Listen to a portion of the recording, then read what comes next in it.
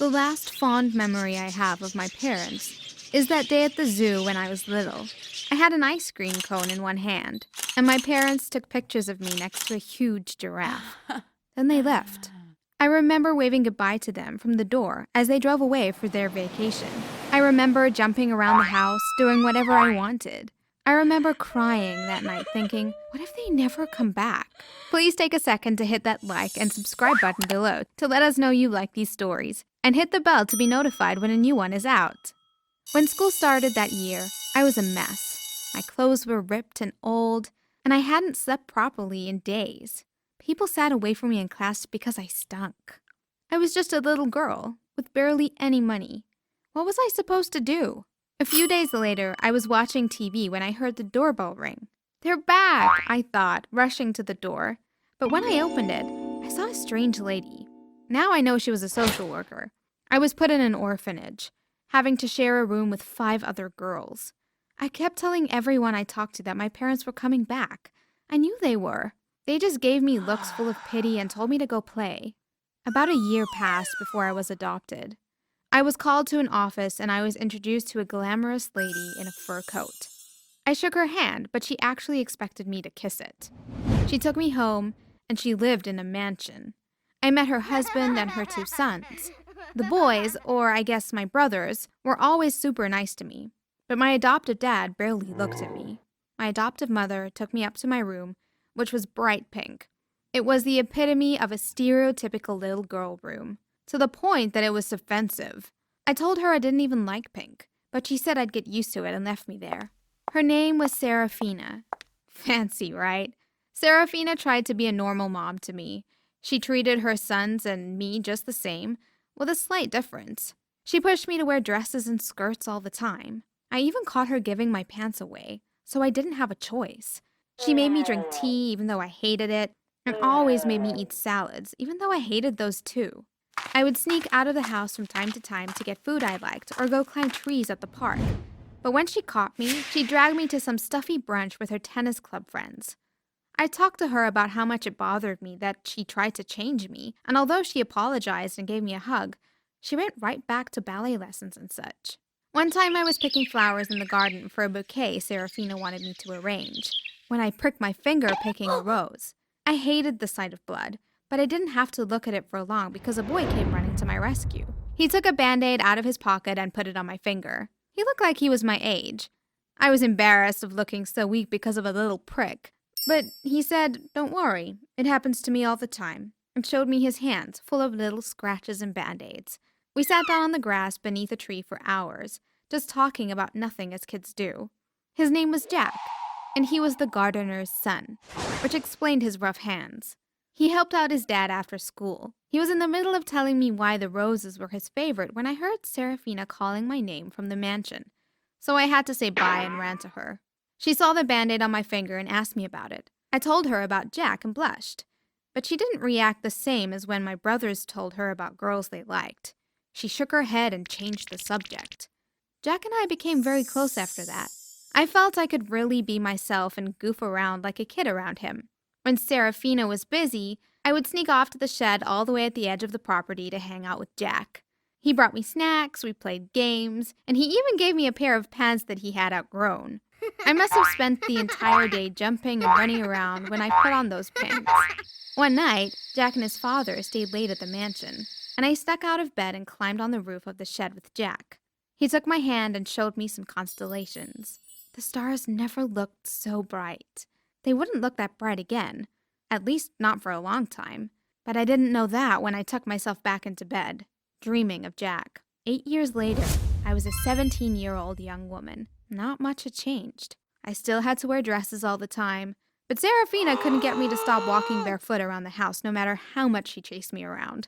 My 18th birthday was approaching, and so was my high school graduation.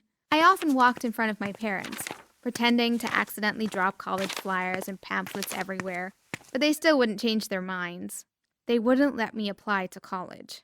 How am I ever going to find the kind of job I want without a degree? I asked them, but my father simply said, "You won't need either of those," from behind his newspaper. The mansion was always full of people now, everyone making preparations for my 18th birthday. I didn't get what all the fuss was about. I didn't even want a party, but Serafina insisted that it was necessary. The garden was my safe haven. That's where I would go whenever I felt frustrated or upset, which was now very often.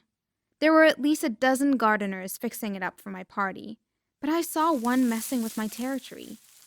The roses were mine. I trimmed and took care of them myself, never letting anyone touch them. But one of the gardeners was just snipping away at them. I strutted up to him to tell him that those were off limits, but when he turned around, I dropped the apple I was munching. I hadn't seen those eyes in 8 years. It was Jack. I squealed and hugged him tight, and he hugged me back. Almost on instinct, we ran to the shed and sat crisscross in front of each other like we used to when we were kids. We couldn't stop smiling and didn't know what to say. He wasn't a little boy anymore. He was a grown man, and I was a grown woman. When we finally started talking, we didn't stop. We ended up laying on our back, still talking while staring at the ceiling. When it got dark, I went back to the house, but the light of the shed was still on, so I knew he must be there. I caught myself always glancing at it throughout the day and sometimes at night. I had my friend back. The night of my 18th birthday arrived. The mansion was full of dressed-up people and classical music was being played live at all times. My parents had bought me a big poofy dress and heels that felt like stepping on nails. I could barely walk, but Serafina taught me to walk gracefully even when in pain. I had to do the thing where you walk down the stairs gracefully and everyone looks at you in awe. But to me, it felt everything but graceful. I nearly fell on my face. As soon as I was at the bottom of the stairs, my parents introduced me to a guy around my age. He was insanely handsome. His name was Alistair. He kissed my hand and then led me to the dance floor. I was in a trance. He moved gracefully, and he was so good-looking. But then he started talking. When I tell you I have never talked to a more annoying and self-absorbed person, I mean it.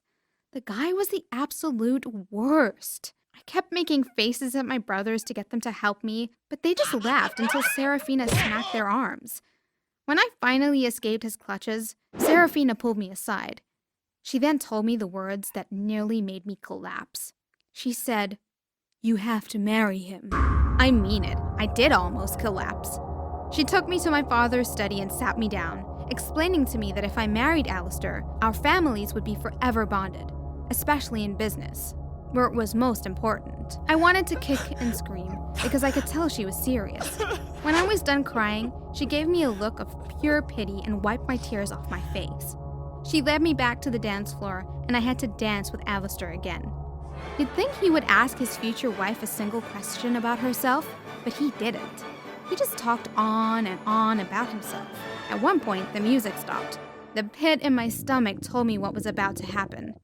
Alistair got on one knee and asked me to marry him. I didn't even say yes. I just nodded numbly. Everyone around us cheered, but as Alistair drew attention to himself, I told my brothers to say that I was unwell and ran to my room to cry and be alone. I looked out the window towards the shed. The light being off indicated he wasn't there, and even the stars seemed to cry with me. It was the night before my wedding.